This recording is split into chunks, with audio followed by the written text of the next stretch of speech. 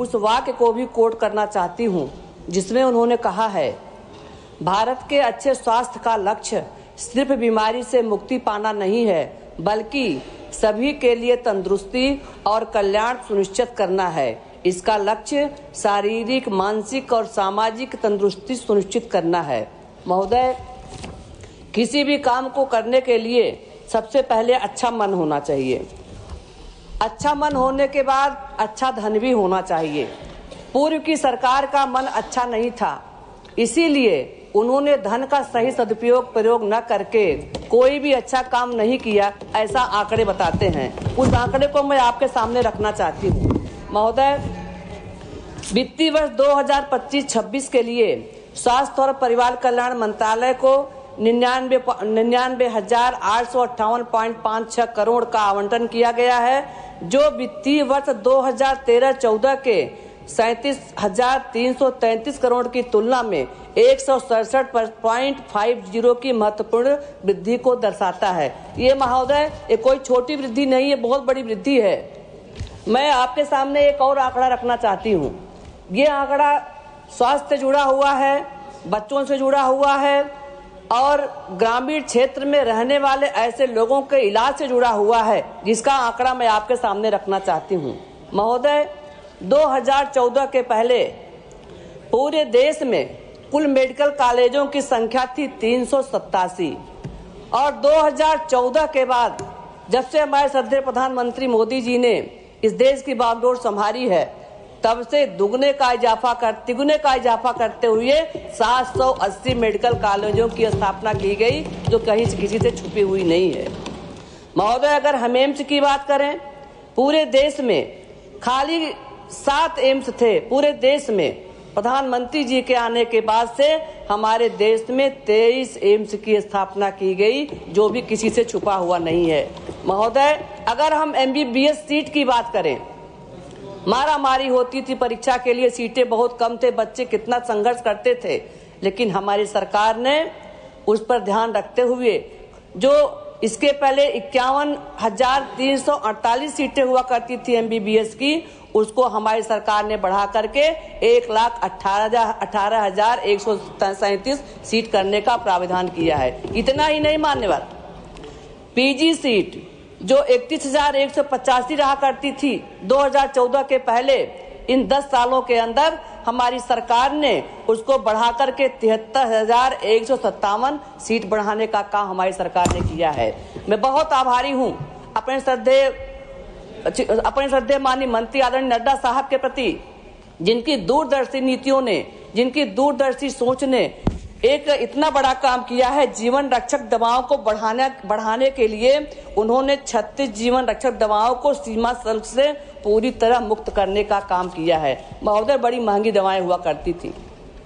Cancer जैसी बीमारी, जो कि असाध्य बीमारी हो गई है, इतना महंगा उसका इलाज है, लोग अपना जमीन बेचते हैं, लोग अपना प्रॉपर्टी बेचते हैं। हमारी सरकार ने ऐसे लोगों को ध्यान में रखते हुए कैंसर जैसी बीमारी से जूझ रहे लोगों के लिए 6 अन्य आवश्यक दवाओं पर मात्र 5% रियायती शुल्क लगाया है। ये भी ऐसा इतिहास में पहली बार हुआ है। महोदय, कैंसर एक ऐसी बीमारी है जिसका पता बहुत देर में लगता है और जब तक पता लगता है तब तक बहुत देर हुआ रहता है। सरकार ने उसका भी प्रबंध किया है।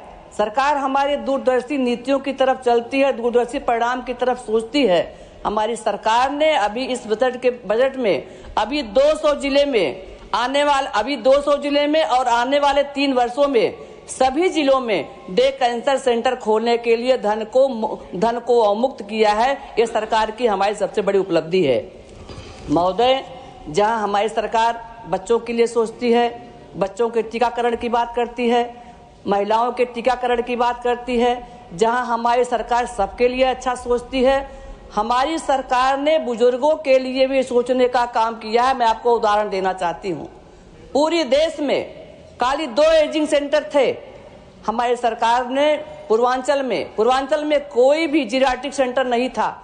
हमारी सरकार ने वाराणसी के काशी हिंदू विश्वविद्यालय में जीरियाट्रिक सेंटर खोल करके एक छत के नीचे बुजुर्गों का इलाज करने का पूरा प्रबंध किया है। एक छत के नीचे चाहे सिटी स्कैन होगा, चाहे एक्सरे होगा, चाहे डायलिसिस होगा, चाहे ब्लड बैंक की व्यवस्था होगी, चाहे हार्ट का ऑपरेशन होगा, चाहे हड्डी टूटा हुआ होगा, कोई भी बीमारी होगी, हमारी सरकार एक छत के नीचे सबको इलाज करने का काम करेगी।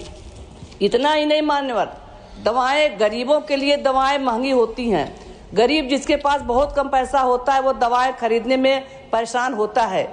हमारी सरकार ने ऐसे लोगों को ध्यान में रखते हुए जन औषधि केंद्र को खोलने का काम किया है। पहले 10,000, अभी 15,000 और आने वाले समय में बहुत जल्दी ही 25,000 जन औषधि केंद्र को खोलने का काम हमारी सरकार ने किया है।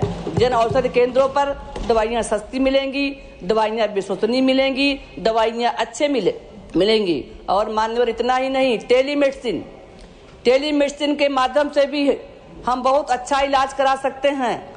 रहने वाला व्यक्ति कोई अगर गांव का है वो बहुत करेगा, अपने जिला अस्पताल जाएगा, जिला मुख्यालय पे जाएगा।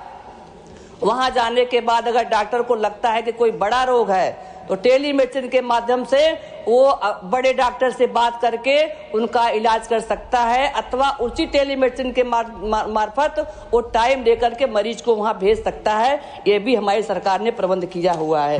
महोदय, हमारी सरकार पिछले 10 वर्षों में मोदी सरकार ने स्वास्थ्य और शिक्षा के क्षेत्र में कई महत्वपूर्ण उपलब्धियां हासिल की हैं। सरकार ने स्वास्थ्य सेवाओं की पहुंच और गुणवत्ता में सुधार के लिए कई योजनाओं के कार्यक्रम शुरू किए हैं। आयुष्मान भारत योजना, यह योजना गरीबी रेखा के नीचे आने वाले परिवार को 5 लाख रुपए तक का नकदी रहित स्वास्थ्य बीमा उपलब्ध कराती है, जिससे लगभग 10 करोड़ परिवार के 25 करोड़ सदस्य लाभान्वित होंगे। यह मोदी सरकार की बहुत बड़ी उपलब्धि है। पिछले एक दशक 2014 से 2024 में मोदी सरकार ने भारत के स्वास्थ्य और चिकित्सा क्षेत्र में कई महत्वपूर्ण सुधार और पहलों को लागू किया है। यहाँ मैं कुछ प्रमुख उपलब्धियों का वर्णन करना चाहती हूँ।